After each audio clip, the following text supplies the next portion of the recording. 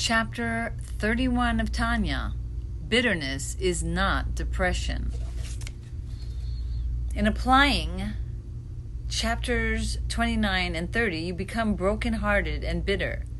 Know that bitterness is not depression. It is a healthy frustration with the body felt by one who identifies primarily with the soul.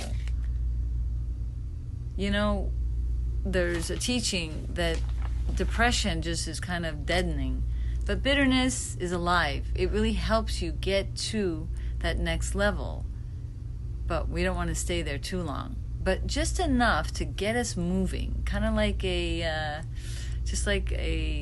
energy within us to move us to not be satisfied for where we are at, and then motivate us to get to the next level.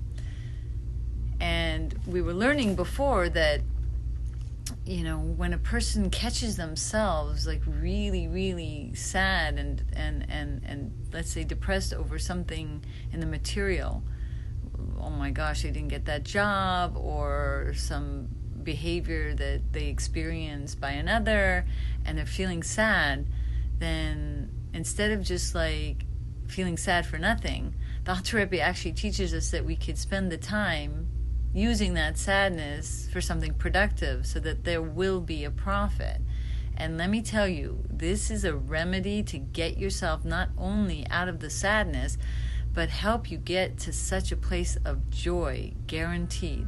And I actually used this as a remedy many times over, until eventually I didn't need it because I was more aware of what I can do on a daily basis to prevent myself from that kind of state of mind to begin with, as you'll learn throughout this course. So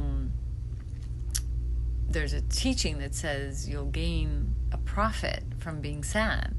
Well, we're taught we're not supposed to be sad, but the profit will be, if you're already sad, then do this kind of bitter, sad, quote unquote, type of service of cheshbon hanefesh, of really doing an accounting of your soul, and sometimes it's something maybe years ago, or maybe something just a day ago, and this will help you move away from the sadness and get to a greater place of joy, because this energy will literally break the energy that's blocking you from feeling the light of your soul. Because the sin that maybe you did, remember we were talking about the veils, one sin, and another sin, and each sin becomes like this blockage on your heart and causes a person maybe to have like this timtum halev, this hardening of the heart, because of the accumulations of sins. And then that's why you're really sad, and not because he did this or she did that, or you didn't get this. It's really because you're feeling blocked. And because you're feeling blocked, then things make like a more of a deeper impression on you, and then you're more, prone to then that kind of sad energy.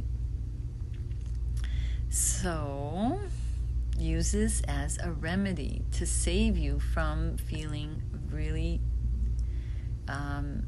too deeply in that negative emotion of sadness. And once you do that tshuva, like you really look through it and say, wow, yeah, maybe I didn't pray, or maybe I didn't learn, or, even things that were positive deeds that you didn't do, you could do tshuva over. And all of a sudden, the blockage will melt away, and you'll feel a sense of relief, and you'll be surprised. You could literally get to a place of real joy, especially if it's a genuine tshuva. Now, you're not supposed to do it like all day long. You know what I'm saying? It's when you're sad, anyway. But so it's highly suggested that we do this cheshbon hanefesh every night before going to sleep, which later in Tanya we'll see. But here the focus is, if you happen to be sad, it's a good time to do this to help you get out of this like state of darkness.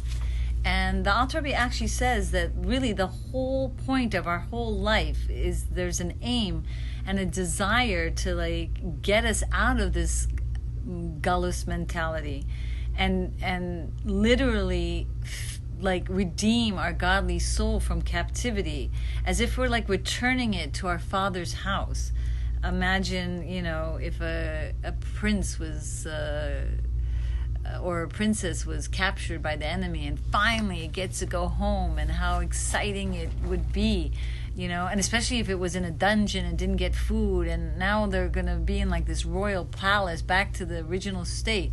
So that's like what we're doing when we are doing this type of tshuva. And every mitzvah actually redeems our godly soul out of the captivity.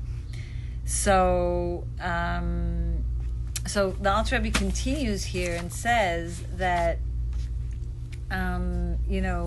if you look at the prayer that we say every day, we say in Adon Olam that we're Manas Kosi, we're escaping, because every day, every prayer, every learning, every mitzvah helps us escape from this animal soul of ours.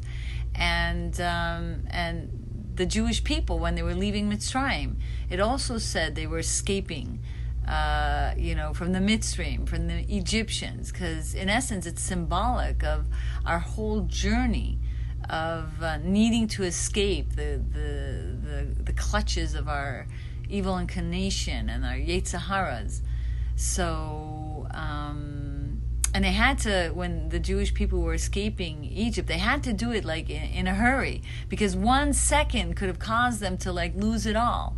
So, this is our journey right now. And only until the times of the ultimate redemption, where Hashem will banish all the darkness, we won't have to experience this constant struggle to escape. But we have to be at peace with that, because that's like, this is our journeys, and this is what's going to give us the ability to be co-creators with Hashem, to have created us and make us who we are with our own efforts. That's why it's all worth this struggle of being in our body and dealing with this constant journey of escaping.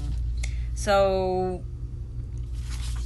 the Alter Rebbe continues and says that through our thoughts and our speech and our actions, we just want to redeem ourselves. And so B'ezrat Hashem, when we realize that Torah and mitzvahs help us get out of this like slavery mentality, and it really is a way to escape, then we will have a little more joy riding the wave. B'ezrat Hashem.